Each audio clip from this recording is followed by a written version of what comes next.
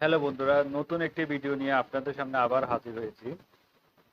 আজকে দেখাবো বিন অ্যাপস। বিন অ্যাপস হচ্ছে ভিডিও এডিটিং অ্যাপস। এই অ্যাপসটি কিভাবে কাজ করে, এই অ্যাপসটি দিয়ে কিভাবে ভিডিও এডিটিং করবেন, আজকের এই ভিডিওতে বিস্তারিত আলোচনা করব। চলুন কথা না বাড়িয়ে ভিডিওটি শুরু করি।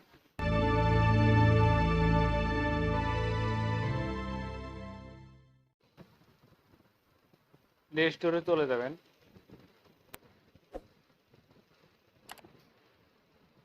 প্লে স্টোরে গিয়ে সার্চ করবেন ভিন লিখে সার্চ করবেন। সবার উপরে চলে আসছে ভিন ভিডিও এডিটর মেকার। এই অ্যাপসটি ইনস্টল করে নেবেন। আমার অলরেডি ইনস্টল করা আছে। অ্যাপসটিতে ক্লিক করবেন।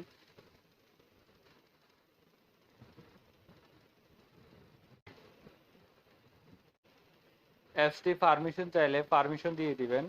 তারপর নিচে একটি অপশন দেখতে পাবেন প্লাস আইকনে ক্লিক করবেন। তারপর নিউ প্রজেক্ট দেখতে পাচ্ছেন, নিউ প্রজেক্টে ক্লিক করবেন। উপরে দুটি অপশন দেখতে পাচ্ছেন, একটি হচ্ছে ভিডিও, অন্যটি হচ্ছে ফটো। একটি ভিডিও সিলেক্ট করব। নিচে অ্যারো চিহ্ন দেখতে পাচ্ছেন, অ্যারো চিহ্নতে ক্লিক করবেন।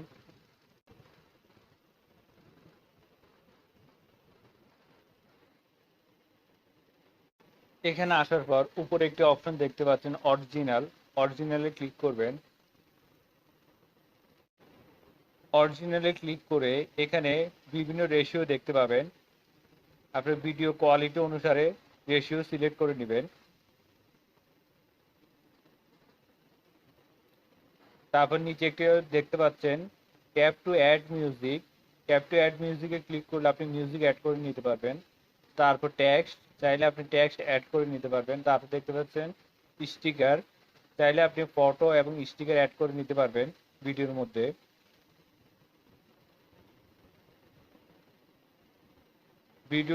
ভিডিওর রেখাটি যে অংশের উপর রাখবেন, নিচে দেখতে পাচ্ছেন স্প্লিট কাঁচির মতো একটা অংশ। এখানে ক্লিক করলে ভিডিওটি দুই ভাগ হয়ে যাবে। ভিডিও যে অংশটা আপনি ডিলিট করতে চান সেই অংশটি সিলেক্ট করে ডিলেটে ক্লিক করলে সেই অংশটি ডিলিট হয়ে যাবে। ভিডিওর যে অংশটি আপনি ভলিউম কমাতে চান সেই অংশটির উপর রেখে ভলিউমে ক্লিক করে ভলিউম বাড়াতে কমাতে পারবেন।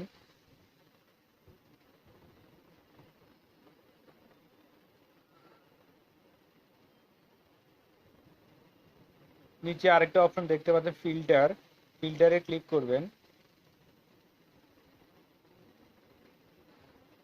ফিল্টারে ক্লিক করে ভিডিওর বিভিন্ন কালার করে নিতে পারেন, যে কালারটি আপনার পছন্দ। আরেকটি অপশন দেখতে পাচ্ছেন স্পিডে ক্লিক করে ভিডিও গতি কমাতে এবং বাড়াতে পারবেন। আরেকটি অপশন দেখতে পাচ্ছেন ট্রিমে ক্লিক করলে ভিডিও বাড়াতে কমাতে পারবেন। আপনি ভিডিওটি কতটুকু রাখতে চান সে অনুযায়ী করে নিতে পারবেন। এই অ্যাপসটিতে অসংখ্য অপশন আছে, বাকি অপশনগুলো নিজ দায়িত্বে শিখে নেবেন। ভিডিওটি গ্যালারিতে ডাউনলোড করার জন্য উপরে দেখতে পাচ্ছেন এক্সপোর্টে ক্লিক করবেন। এখানে রেজুলেশন বাড়াতে কমাতে পারবেন। তারপরে নিচে দেখতে পাচ্ছেন টিক চিহ্নতে ক্লিক করবেন।